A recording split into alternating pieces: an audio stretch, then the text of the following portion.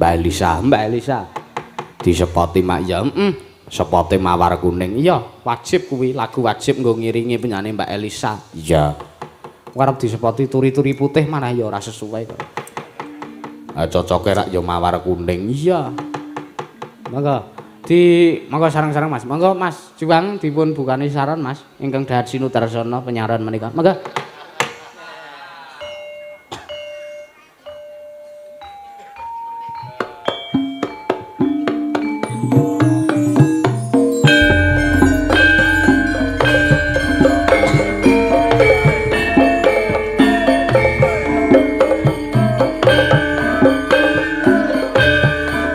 Waalaikumsalam. Nggih, sehat.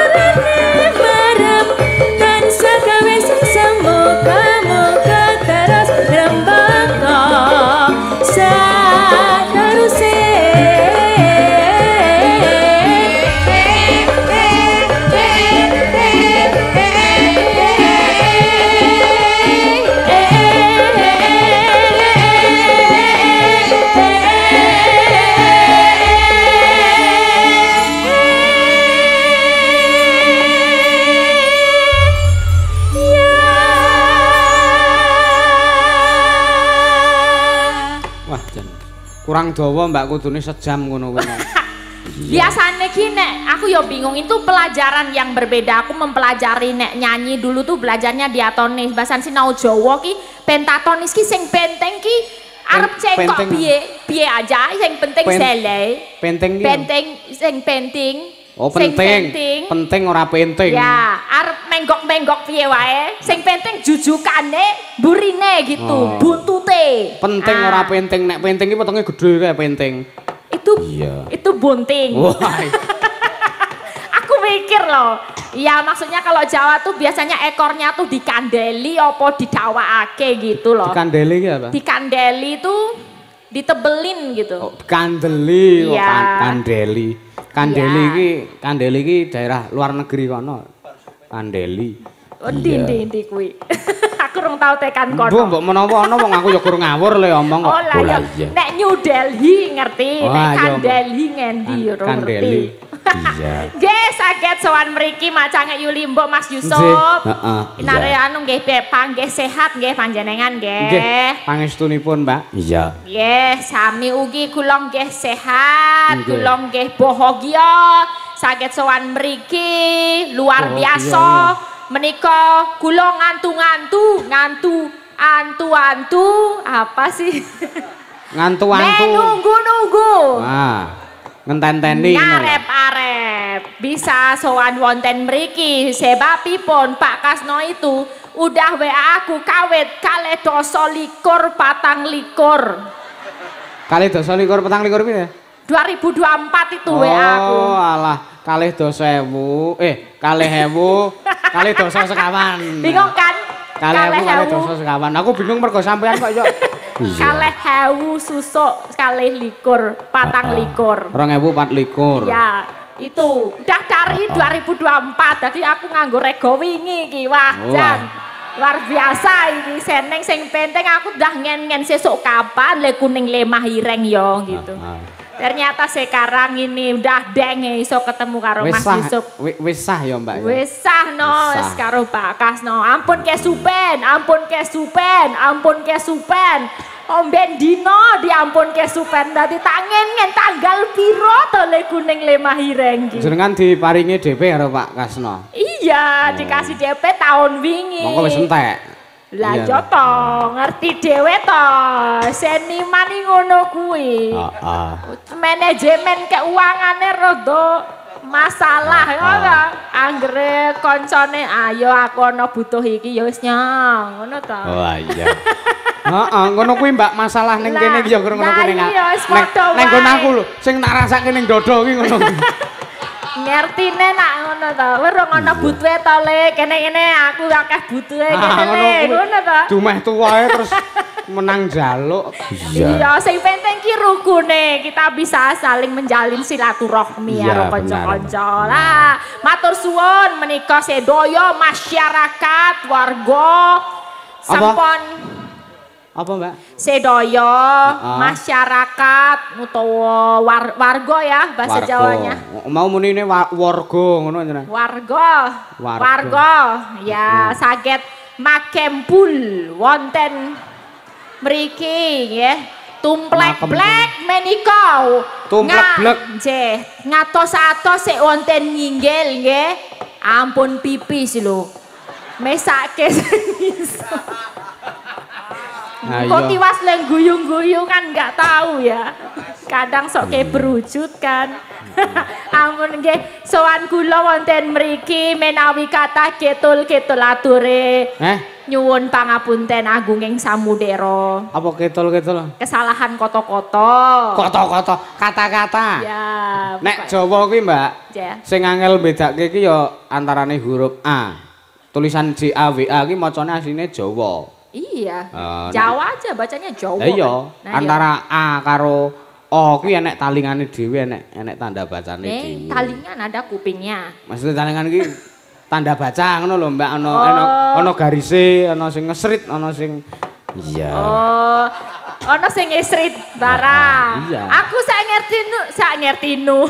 Sak ngertiku tuh kalau apa ngelegeno. Ngelegeno. Itu sandangan tanpa baju itu. Ngelegeno. Ngelegeno. Tapi nek dinai baju, kaya dinai taling. Jadi kasih pepet. Apa? Pepet. Papat. Ya, itu misalnya di apa gitu ya gitu kan. Kasih suku jadi kasih bulu. Apa? Wulu. Jadi Nah itu Jawa itu susah lah sampai sekarang ra ngerti aku. Ya sing penting kan aku tetep melu apa nguri-uri kan. Nguri-uri budaya Jawa nggih. Menika saged piyayi wonten apa salak kali salak. Ya ora apa-apa, Mbak. Sing penting jenengan wis berusaha nggunakake basa Jawa kuwi. Pancen basa Jawa ki angel loro tak takon karo sampean. Apa. Ana caraka ki ning pira? Ana caraka ada 20. Salah sampean. 20 lah itu katanya secara sejarah kuwi mbiyen ditekake karo wong kono teko rene terus melihat ada caraka ada tulisan cacahe kalih dosa. Ana caraka kuwi. Iya. Ya kleru nek muni 20 kleru jenengan. Kok iso? Ana caraka cacahe 5. Le 20. Ora. kok 25 ana cara iki 5. Kok iso 5? Ha sampean ki jare piyayi intelektual. Intelek. Intelektual kok intelek. Ana caraka Ana ada 5. 20. 5, Mbak. Kok iso? Ana caraka Jirolo Patma. Nek 20 kuwi aksara Jawa ora ana caraka. Iya suku Kotono. Suku katane. Aku rak takonku ana caraka ora aksara Jawa nek aksara Jawa pancen 20. Oh ya bener, cerdas kamu. Tergantung konteks pertanyaane. Nah, ngono kuwi. Nek aksara Jawa cacahe keledoso, nek ana caraka 5. Oh iya, oke. Oh sekarang ya aku nek pinter di bidang lain nek kon Jawa ya blok. Bluk gitu ya. Ya ora kok ya. Aku percaya karo jenengan ki. Apa? Percaya apa? Panjenengan iso nembang Jawa ta? Ya iso nek ra yo piye ra diundangno aku. Ayo ditangkap neng Jawa kuwi ya tembange sing Jawa. Nggih sing Jawa, sing baku dongakaken warga wonten Kalisalak rumien, Kalisalak Lemaireng. Ingkang sampun gelar menika wayangan kan gelarnya setiap kalih tahun pisan nggih. Kula dongakaken menika warga ingkang sampun iuran tenaga maupun arto napa-napa kemawon pinaringan berkah barokah. Amin. Pinaringan panjang yuswa, sehat bagas waras. Amin. Lancar anggenipun pados rejeki. Rezeki. Oh, yang punya padamelan ya iso diparingi munggah pangkate. Sing duwe pedokong sing bakul-bakul. Pedagang. Ya. Bakul pedagang pedokong. Pedagang paringi bati sing akeh. Amin. Ya sing durung duwe bojo ndang ditemokno jodone. Ibu-ibu sing pengen meteng sedoyo. Apa, Mbak? Sing do pengen meteng. Meteng ki daerah Jakarta kono. Meteng. Meteng, gerbini meteng. Iya. Beteng we putra ya paringi putra ingkang sae. Nggih. Amin. Sukses iso membanggakan keluarga dan tanah air desanya. Amin, nggih. Ki mau anu, Mbak. Dari sobat ngebiar sudah transfer 1 juta. Matur sembah nuwun, Kagem sobat ngebiar Indonesia. Kagem kanca-kancaan Sorlaras awet sampun dipun sepoti berdinipun Mbak Elisa. Kagem lagu Mawar Kuning. Nggih menika lagu kesukaanipun sobat ngebiar Indonesia Mawar Kuning. Panjenengan kuwi anu, Mbak. Awite ditimbali mrene mergo panjenengan kuwi iso maringi donga sing apik, atur donga sing prayoga kanggo warga masyarakat kene. Iya. Uga panjenengan iso ngaturke tembang Jawa. Nah, iki aturno, Mbak. Apa? Tembang sing iso membangun kerukunane para warga masyarakat ki. Nah, kira-kira kuwi tembange apa? Kinten-kinten. Kinten-kinten. Oh, nggih. Dikenahi pepet kuwi mau lho, kinten-kinten. Kinten-kinten. Nek sumuk ya karo kepet-kepet. Kepet-kepet. Kepet. Kalau sumukan gini kan kepet-kepet. Kepet dinae pepet kuwi mau. Oh ya. Ya maaf, kadang kayak berwujud ya. Kepet-kepet. Kepet. Ya, ini apa lagunya ya? Versi desa. Apa mau apa? Pelok gotong barang. royong. Sing anu, Mbak. Ayo konco. Bangun ngarukunane para warga masyarakat. Apa? Holobis kontul baris. Lah nek kowe iki kowe ora judul lagu. Apa itu? Tembange Rukun Agawe Santoso, Mbak. Rukun Agawe Santoso? Oh. Belum pernah dengar aku. Oh, dereng. Anu menika. Pak, matur suwun. Oh, niku diwaca sik. Assalamualaikum warahmatullahi wabarakatuh. Waalaikumsalam warahmatullahi wabarakatuh. Saking kula panitia nyuwun gendeng. Dring. Nggih, nyuwun setunggalipun pudang kuning kalajengaken kembang rawe ingkang nyekar Mbak Elisa, cekap semonten. Semanten. Oke, waalaikumsalam. Matur sembah nuwun menika wonten tindie iki spesial. Ya wis iki tak nehke bendahara apa Pak Dalang. Bendaharane ra mangkat aku wae. Oh mboten mangkat, Suwun nggih, Pak nggih mugi berkah. Ning aku mau Mbak aku isin nampa. Lah ngapa? Nampa amplop kuwi mah. Isine wae. Weh, padha encen bener sih sing. Maksude mah aku nek aku ora kepenak kok dikira wong butuh. Ya arep butuh tenan ning. Ya.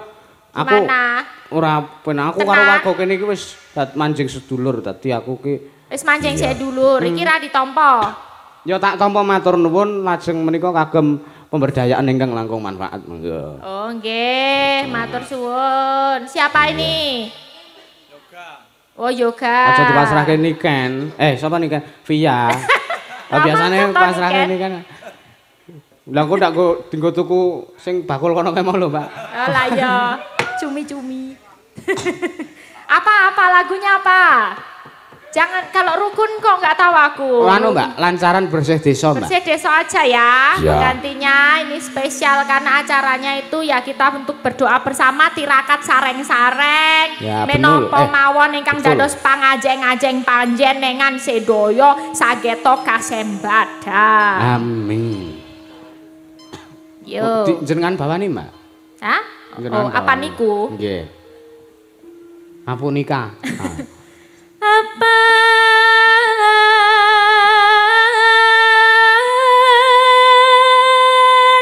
iku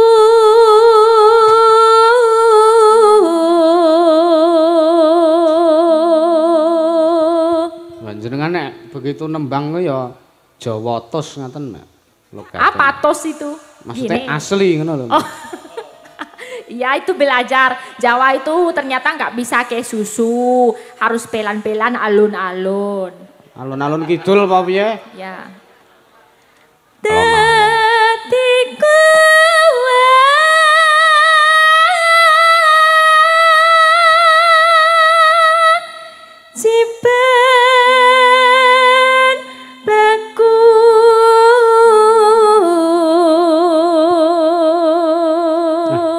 Aku seneng ngeten iki lho Mbak. Apa? Ngat piyai putri ngatur ketetembangan mongko nganggo rasa dadi laras iki pas ora seliring. Pak Pardi iki kadang sok kesusu selak pengen mbuh ngopo. Dadi kudune apa niku? Kudune rak ngono ning Pak Pardi dadi apa niku? Lah iya nek ke susu selak metu ya ngono. Pelan-pelan dirasa dulu mlebu tek. Lagi ditokno gitu. Kok susu selak metu ora? Iya, ada proses kan? Ayo alon-alon sak udutan. Iya.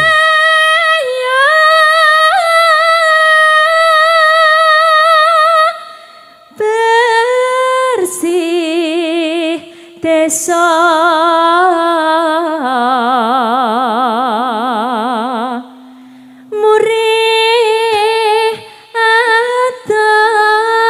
sukar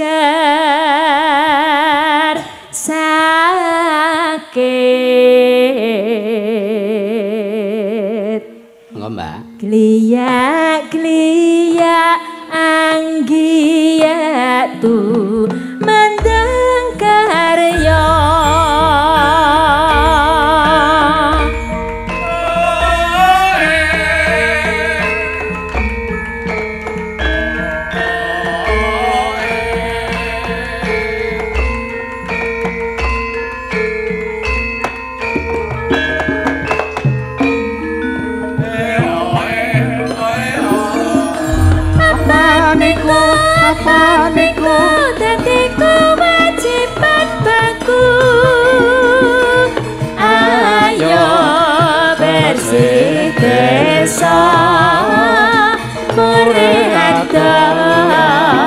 sukar sakit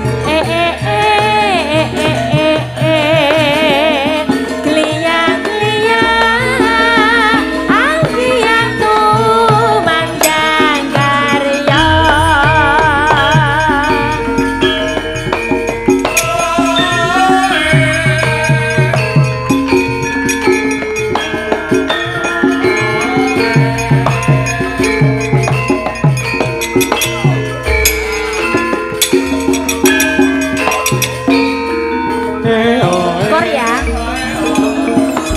pasar. Apa niku dadi kewajiban aku.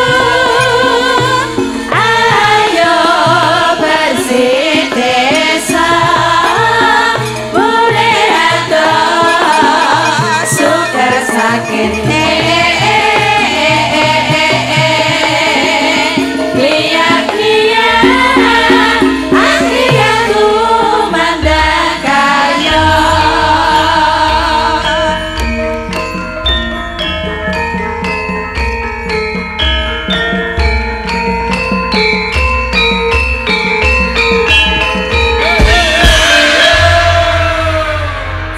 Aturaken. Matur nuwun wis diaturke, Mbak. Nggih. Ki ana request dari sedulur-sedulur pandemen wayang. Iya. Niki nyuwun lagune Selendang Biru dari Pak Sudarto utawi Mas Dar saking Semarang. Selendang Biru cara nggih rumiyin napa saniki? Lah niku piyaine lenggah jenengan Oh nggih, Selendang Biru yang baru apa sih? Lama. Ono. Oh, terserah penyanyinya, nggih, mengke dipun aturaken.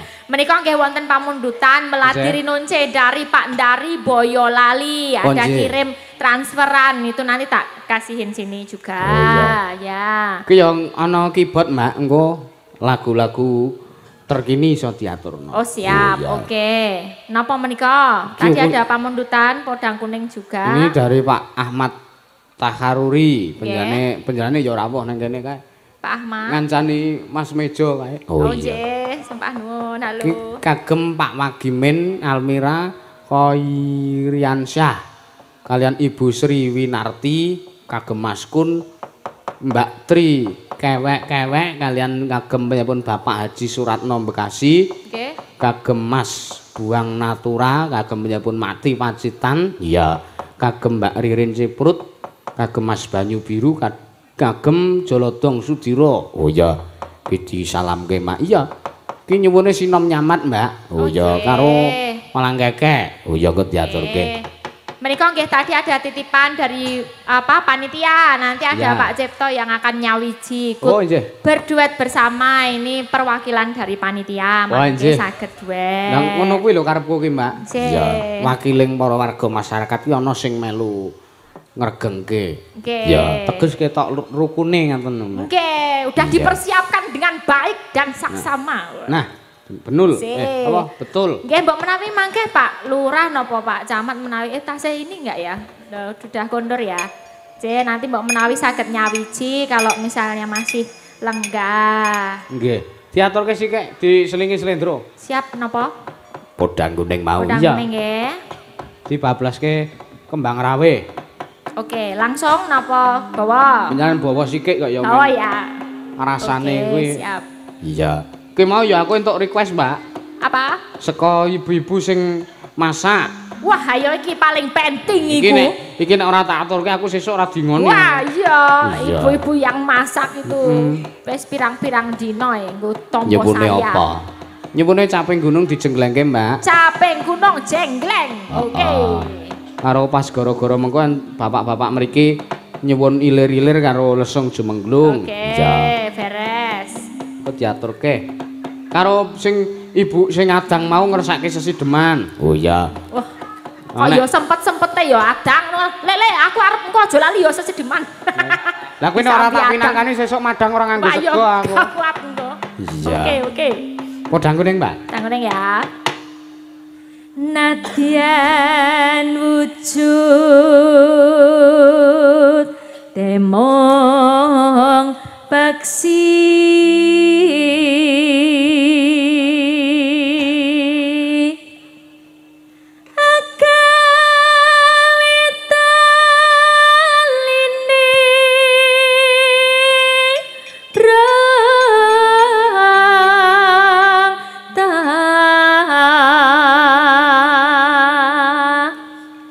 ngejak sinden eman-eman sindene mung do ngombang ngombe mocat macet. Ayo. Apa mocat macet? Mocat macet. Ini loh Pacitan kan kalau orang bilang macet gitu kan. Macet kok macet. Ya, mocat macet. Ya dijak. Dijak no iki gentenan dewe-dewe. Yoga ayo. Ayo bro. Cekel mic. Ya, salarik engko aja ya. Ayo, Bluk. Aja aja Iya. dulu. Salarik aja. Halus, manis. Dicek nah, dicek dulu, Kok yo cek. lali. Dadak goleki saklar. Halus manis tur mrak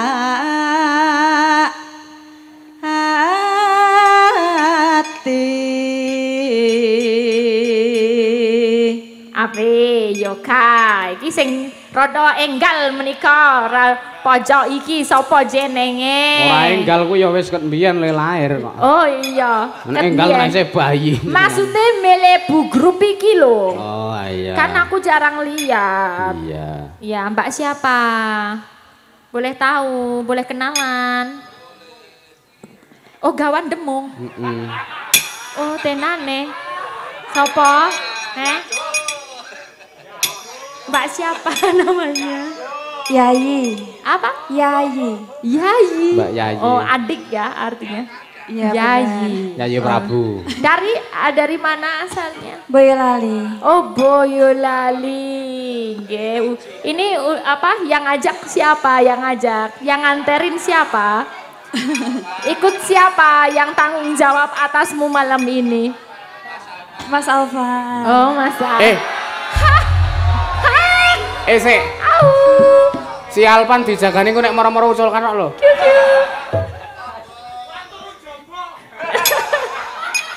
Minta suaranya ya Mbak Yayi. Satu lari aja. Wes suwe nggonku ngelelono.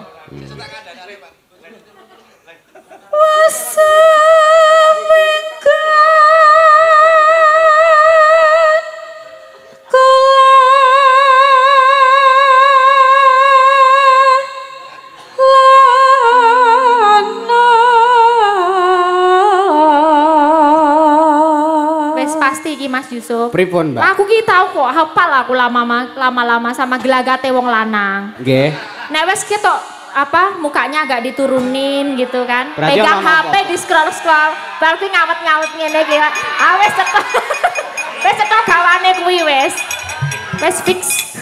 Iya. Teko karo ngawet-ngawet ngene iki. Lah nek engko mesti nemoni lelakon apa. Iya. Gek terus di voice note. Dadi wong lenang ki sing bersyukur. Ayo. Yo. Ya, sebelahnya. Makasih ya Mbak Yayi. Lah iki yo bintang tamunya. Salah satu sinden ternama. Ternama. Ya. Boleh Mbak Era. Kok malah wis tak tepangke. Boleh ditepangkan namanya? Tepang. Nah, itu tadi. Ya. Era siapa? New Era. Oh, New Era, sandal jepit. Oh, sandal. Jadi kan baru terus. Oh, Sandal iya. jepit ora sandal jepit. Iya, sandal jepit. Mbak Era, ya sekarang gimana keadaannya? Baik. Keadaannya apa? Peres banget nek wong wedok Oh iki. iya. Ya, minta suaranya boleh ya. Iya. Ya, itu kok harus pakai apa itu? Ini ketularan ini Yayi baru duduk sebentar wewis. Oh Buntet. iya. Oh buntet. Buntet atau buntet? Umbelen. Belen. Kamu mau minta? Enggak lah jijik kau. Umbel kok dibagi-bagi. Minta suaranya, Oh, iya, bukan minta iya. umbelnya. Boleh kalau mau minta umbelnya boleh. Enggak lah. Siapa yang mau ya? Goleki si podang jenar.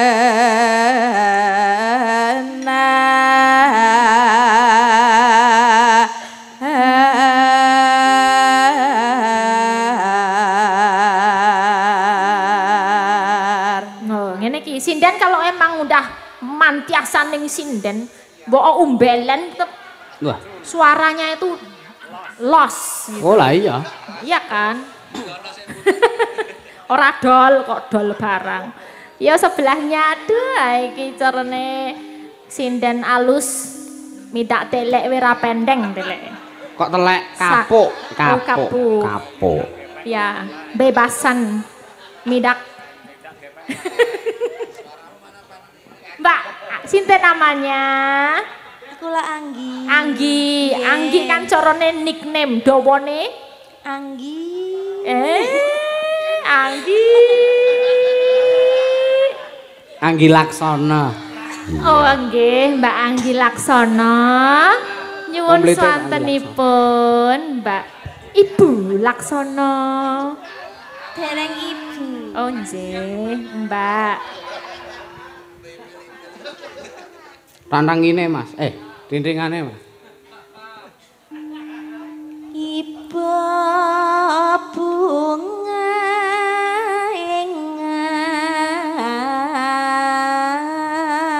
Hop, upper mic sebelah.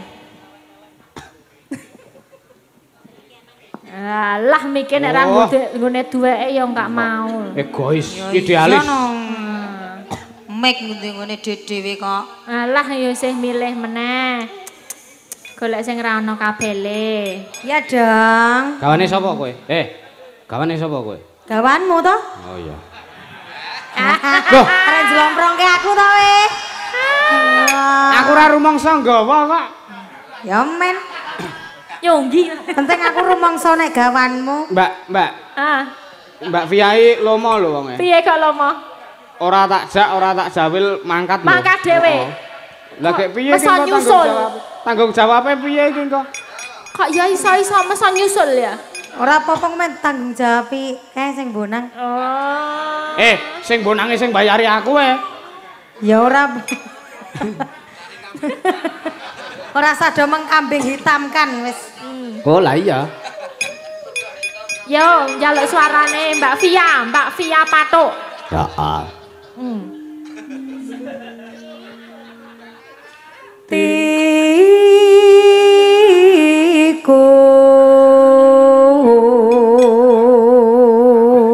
Ya. Kaya sing mengawan dasteran nyumbang lagu kayak iki, Mbak.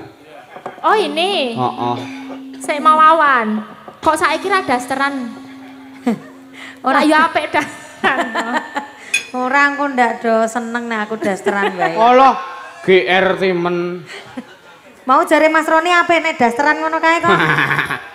Oh nek Mas Roni pancen ming anu Mbak, ming bombong sampean. Dadi ora lahir batin ling ngendi kok. Mongko biasanya sinden gini ku nggih, nek kayak gini kan kita dandan kayak gini sanggulan tuh ayune meni cantik bingit-bingit. Nek wis dasteran, beh. Wes rambutnya brinden.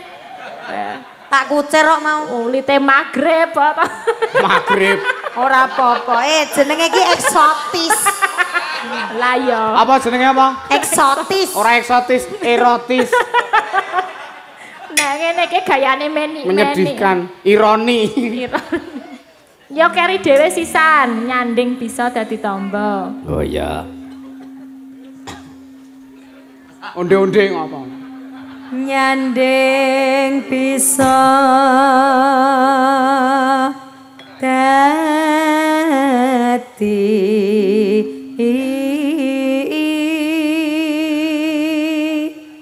tamba.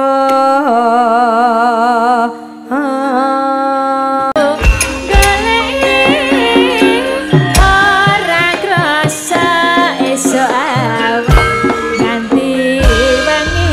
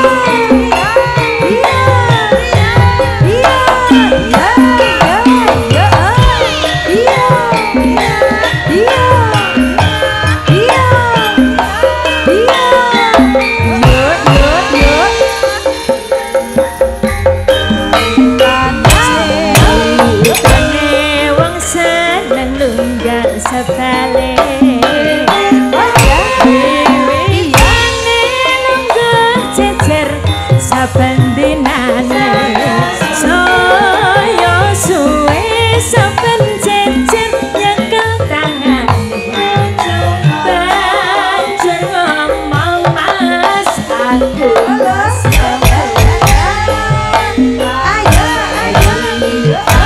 wong seneng sebalik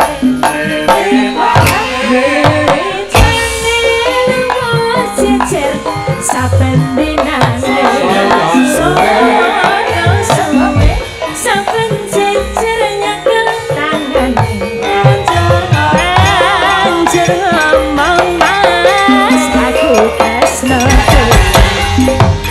kembang Wehe ha ha.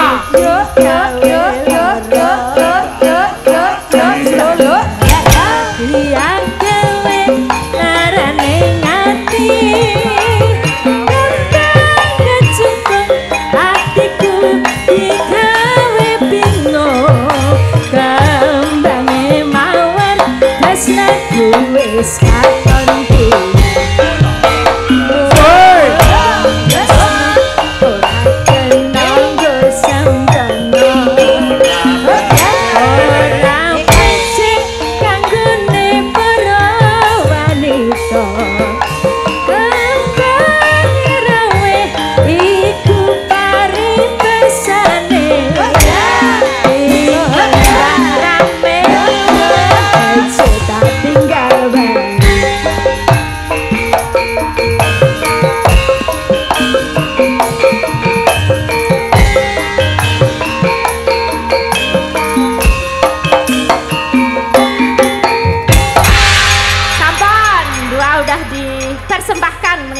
sekaligus.